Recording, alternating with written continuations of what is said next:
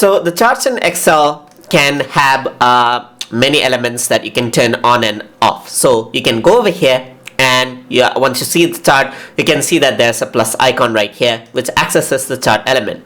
So right now these are the elements which are turned on. For example, if I want to add in access title, you can actually do that, and the access title actually pops up. You can enable the data labels. As you can see here, the data labels are created. The data tables, you can accept that out as well, and error bars as well.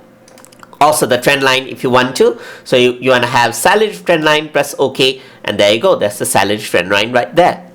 So I'm going to add in another trend line over there. So I'm going to add in an exponential trend line, maybe about total saving right here, and then you can see that there's a trend line right there.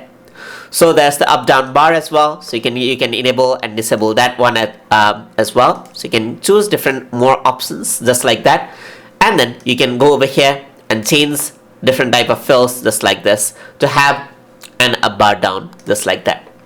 So you can see that you can work with many chart elements just like that.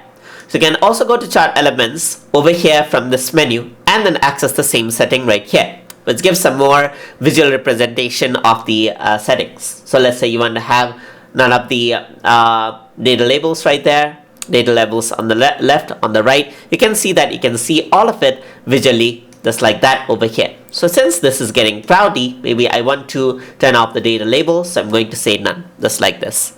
So that is how you can work with chart elements inside of Microsoft Excel. Hope you guys learned something as always, and as always, please like, comment, share, and subscribe.